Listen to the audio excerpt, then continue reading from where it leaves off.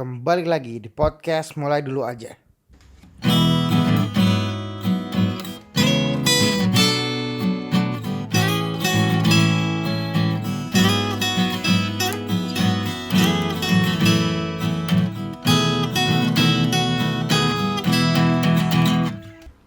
kembali lagi di podcast Mulai Dulu Aja. Gue Naufal Al-Harits, @Al-Harits Naufal. Selamat datang kembali di podcast Mulai Dulu Aja.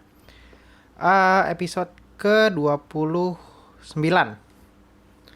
Di episode kali ini gue mau bahas suatu hal yang dari beberapa hari ini, hal ini bikin gue mikir lagi gitu. Yang mau dibahas di hari ini adalah kerja keras ternyata gak bikin sukses gitu. Mungkin dari yang barusan gue omongin agak terdengar sedikit aneh. Topik ini gue dapat dari podcast 30 Days of Lunch. Itu yang episode sama David Gadgetin. Nah, di episode itu dibilang kalau mungkin semua orang yang dengar podcast 30 Days of Lunch itu orang-orang yang udah bekerja keras gitu. Tapi seperti yang kita tahu, nggak semua orang bisa jadi sukses cuma dengan bekerja keras. Tapi bekerja keras ya udah jadi ya harga yang harus dibayar aja. Tapi itu nggak bikin kita benar-benar berhasil gitu. Nah, sebenarnya kerja keras itu sendiri apa sih? Nah, dari yang gue browsing di Kompasiana, ada artikel tanggal 19 September tahun 2016. Dia bilang kayak gini, kerja keras adalah bekerja dengan sungguh-sungguh, sekuat daya dan tenaga, penuh semangat, pantang menyerah untuk mencapai hasil terbaik, dan terlalu fokus pada pekerjaan hingga tak punya waktu untuk melakukan hal yang lain yang tidak berguna. Di sini ditambahin lagi sama penulisnya, hal ini lebih condong menggunakan otot daripada menggunakan pikiran, sangat beda dengan pengertian kerja cerdas. Nah, kita sering dengar nih kayak kerja cerdas gitu. Jangan kerja keras tapi kerja cerdas. Nah, kerja cerdas sendiri di sini dibilang adalah kerja yang tidak hanya mengandalkan otot, namun lebih condong menggunakan pemikiran untuk mendapatkan hasil yang maksimal dengan waktu yang efektif, sehingga masih memiliki waktu dan energi untuk melakukan kegiatan atau pekerjaan yang lainnya gitu. Dari sini kita bisa lihat logikanya kenapa kerja keras saja tuh nggak cukup gitu. Seperti yang gua paparkan di awal tadi, kalau dibilang mungkin semua orang yang udah sukses, mungkin di sini definisi sukses orang-orang beda-beda lah ya. Tapi kita ambil contoh yang paling gampang untuk dilihat gitu, yang paling common untuk dilihat sama orang-orang, yaitu mungkin sukses secara materi gitu. Bisa kita lihat, bisa kita tahu kalau semua orang yang sukses misalnya secara materi itu pasti mereka ya kerja keras gitu. Ya mungkin tingkat effortnya mungkin berbeda-beda gitu, karena juga balik lagi ke background awal dari ya latar belakang si orang ini gimana. Dia misalkan udah punya sesuatu hal yang bisa mengalahkan orang lain dari awal. Tapi gue yakin dari ujung-ujungnya pasti semua orang yang kerja keras gitu. Mungkin ada yang effortnya misalnya di 50 untuk mencapai 150 gitu. Misalnya semua orang mencapai 150. Nah, ada yang mulai dari titik 50, ada yang dari titik 0, ada yang dari titik 100 misalkan gitu. Kita asumsikan seperti itu. Tapi ujung-ujungnya ya semua orang pasti bekerja keras untuk kesana gitu. Jadi sebenarnya yang kayak tadi gue bilang, kerja keras ya bukan hal yang luar biasa gitu, tapi ya itu emang adalah harga yang harus dibayar untuk kesana gitu. Tapi seperti yang kita lihat, orang-orang yang bekerja keras nggak semuanya ya tetap aja berhasil gitu. Seenggaknya di sini mungkin secara material gitu. Kalau kita berkaca ke orang-orang yang sukses gitu, orang-orang yang berhasil di bidangnya masing-masing gitu, kita bisa ngeliat kalau ternyata orang-orang yang berhasil ini pasti punya punya suatu resep lain gitu yang bisa bikin mereka berhasil gitu. Kita selalu ngeliat kalau mungkin di sosial media juga sering sih sebenarnya ada gue lihat kayak si A gitu, dia punya rutinitas yang kayak gimana, dia punya cara untuk menghadapi orang yang kayak gimana gitu, dia punya biasa mungkin dari gue lihat tuh di rutinitasnya ada yang berbeda daripada orang lain. Ada yang tiap pagi dia meditasi, dan kalau meditasinya berhasil misalkan dalam sehari itu harinya akan berhasil menurut dia gitu, dan lain sebagainya gitu. Dan itu banyak banget yang kayak gitu. Dari sekian banyak orang-orang yang berhasil itu, orang-orang yang sukses itu, mungkin di sini gue mau breakdown sedikit kayak presentasenya orang-orang tersebut gitu. Dari kompas.com ini tahun 2019 bulan Oktober. Nih misalkan kita asumsikan penduduk di Indonesia aja. Di Indonesia itu ada sekitar 260 juta orang gitu misalkan. Penduduk dewasanya sendiri di Indonesia ada sekitar 173 orang. Nah, Dari 173 orang itu cuma 1,1 juta orang dewasa yang punya kekayaan di atas 100 ribu dolar atau sekitar 1,4 M mungkin. Atau 1,6 M mungkin sekarang kalau dari kurs dolar saat ini gitu. Nah, dari orang-orang itu, dari 1,1 juta orang dewasa itu ternyata cuma 115 ribu orang Indonesia yang masuk kategori orang paling kaya di dunia gitu. Yang dimana itu udah di bawah 1% dari total penduduk dewasa, terus di bawah 1% lagi gitu untuk orang yang masuk kategori orang paling kaya di dunia gitu. Yang kita bisa lihat di sini adalah sebenarnya chance chance gue sendiri untuk bisa jadi di 1% itu di 0,00 sekian persen itu sebenarnya kecil banget gitu. Dan mungkin selama hidup kita ya mungkin aja kita nggak akan nyampe ke sana gitu, dan kemungkinan besar nggak mungkin sampai ke sana gitu.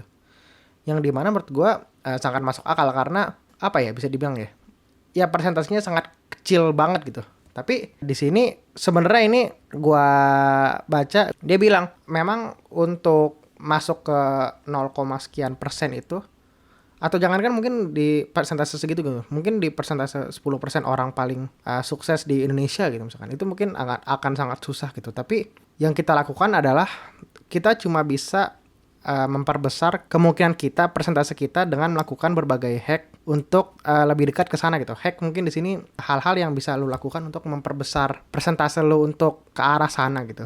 Yang seenggaknya diri lu lebih besar gitu persentasenya untuk berhasil ke arah sana gitu. Nah, di sini gue mau memaparkan 4 kira-kira yang menurut gue bisa membantu. Yang pertama pasti untuk memperbanyak ilmu yang kita punya. Sebenarnya balik lagi ujung-ujungnya kenapa kita nggak bisa ataupun susah banget ke sekian kecil persen orang yang hebat itu, karena mungkin ilmu kita ya kurang aja gitu. Ya kita nggak punya ilmu yang cukup gitu. Kita nggak punya skill yang cukup, dan ya wajar aja kita kalah dengan orang-orang yang lebih banyak ilmunya gitu. Ini mungkin balik lagi ke di satu titik kita merasa kalau ada orang-orang yang ini orang alien banget gitu, ini orang ya udah nggak normal aja hebatnya gitu, kayak oh gue udah nggak nyambung lagi sama ngobrol sama orang ini gitu. Nah itu kenapa lu harus memperbanyak ilmu lu gitu, untuk seenggaknya memperbesar chance lu untuk ke arah sana gitu. Nah yang kedua adalah memperbaiki fisik dengan olahraga gitu.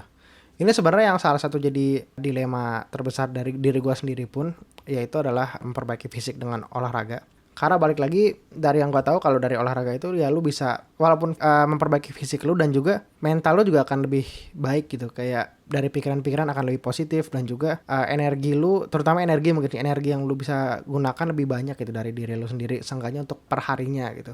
Makanya kalau kita lihat mungkin orang-orang yang sukses itu mayoritas, sebenarnya mungkin nggak semuanya kali ya, tapi mayoritas itu adalah orang-orang yang punya rutinitas olahraga yang benar-benar jelas gitu, yang benar-benar dia memaksakan untuk hal itu dilakukan tiap pagi misalkan, atau tiap sore, itu gue nggak tahu lah, tergantung orangnya gitu.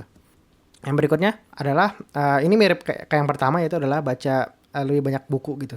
Mungkin kalau tadi memperbanyak ilmu dari segi skill, ini lebih banyak baca buku gitu. Kita kayak yang sering-sering gue bilang di episode-episode sebelumnya, yaitu kalau lu baca buku ya lu bisa mengambil pemikiran-pemikiran orang yang bisa dibilang dirangkum dalam misalkan 5 tahun, 10 tahun, 15 tahun, 20 tahun gitu, atau seumur hidupnya si orang itu, yang akhirnya bisa lu baca dalam waktu 3 hari, 5 hari, seminggu gitu. Dan itu ya lu bisa dapat manfaatnya sangat banyak gitu. Dan seperti yang kita tahu, mungkin orang-orang yang sukses gitu, orang-orang yang berhasil, pasti dia suka bilang kayak, ini rekomendasi buku gua gitu, ini gua baca setahun misalkan ada 300 buku gitu, misalnya gua sebulan baca 15 buku gitu. Siapa sih orang-orang begitu gitu, karena orang-orang itu ya memperdalam ilmu-ilmu yang dia ingin dapatkan, akhirnya dia banyak-banyak baca buku gitu. Mungkin di sini bukan baca buku sih, menggunakan buku gitu.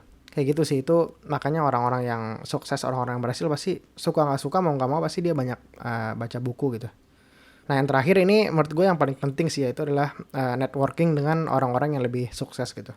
Dari yang gue pelajari dari ikut seminar, workshop, dan apapun itu, yang gue lihat adalah semua balik lagi orang-orang yang mau bikin misalnya usaha sendiri, atau mau ya di apapun lah, misalnya lu mau jadi misalnya atlet gitu misalnya, atau apapun lah sebenarnya gitu, ujung-ujungnya adalah lu harus pertama networking dengan orang yang lebih sukses gitu. Lu harus punya quote and quote adalah mentor yang udah jauh lebih hebat daripada lu, dan lu pengen menjadi orang itu dalam mungkin sekian waktu ke depan gitu. Lu ingin menjadi seperti orang itu, akhirnya lu belajar gimana caranya orang itu melakukan apa yang dia lakukan misalnya tiap hari, atau enggak strategi-strategi dia yang akhirnya lu bisa ke arah sana juga gitu. Itu makanya kenapa kita butuh punya mentor yang jauh lebih hebat yang kita ingin tuju gitu. Nah itu pertama dari mentor gitu. Nah yang lain sebenarnya networking dengan orang-orang yang lebih sukses itu, kalau kita lihat sebenarnya orang-orang yang sukses dan berhasil itu sebenarnya lingkaran pertemanan mereka itu aja gitu. Orang-orang yang sukses juga, orang-orang yang berhasil juga itu ya mereka di perputaran mereka itu gitu.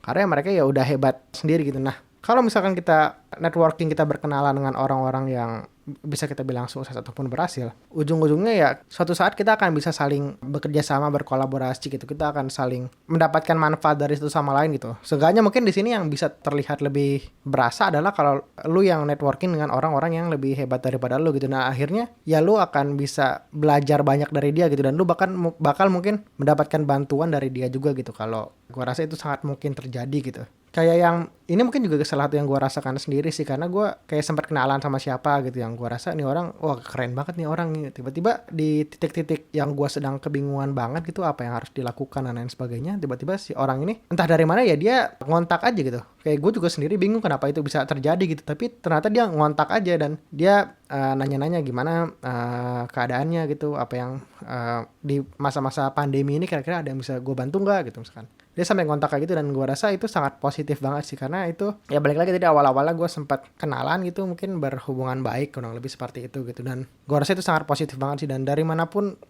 yang gue tonton, gue ngobrol sama orang, gue ikut seminar, gue ikut workshop, ujung-ujungnya balik lagi ke sana lagi, networking lagi gitu. Dan makanya kadang-kadang sering dikasih sesi bebas gitu untuk saling ngobrol satu sama lain, untuk saling bertukar apa sih yang kita lakukan gitu, apa sih value apa yang bisa gue berikan satu sama lain gitu, kurang lebih seperti itu. Yang lainnya mungkin adalah hack dari masing-masing orang itu sih, yang gue rasa setiap orang punya caranya masing-masing. Seenggaknya kita bisa memperbesar persentase kita untuk menuju 0, sekian persen itu gitu. Nah di sini kesimpulan adalah mungkin kerja keras bukan jaminan berhasil gitu, tapi itu emang udah kewajiban yang harus kita lakukan untuk menjadi sukses ataupun berhasil gitu. Tapi seiring berjalannya waktu, kita juga perlu punya hack lainnya gitu, yang bisa memperbesar persentase kita untuk berhasil.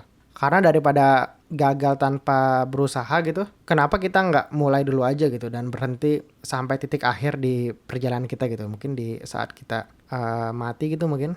Gue rasa untuk apa juga kita hidup kalau misalkan ya kita nggak berusaha untuk memperbaiki hidup kita, memperbaiki orang-orang di sekitar kita, dan intinya berbuat baik dan intinya berusaha untuk kita bisa berhasil gitu, kurang lebih seperti itu. Ya mungkin itu aja untuk episode kali ini. Kalau lo pengen tahu lebih banyak lagi, lo bisa cek di sosial media Mulai Dulu Aja. Lo bisa juga email ke email Mulai Dulu Aja, dan juga bisa cek di website kami mulaiduluaja.net. Gua Noval Al Harits. Makasih banyak semuanya.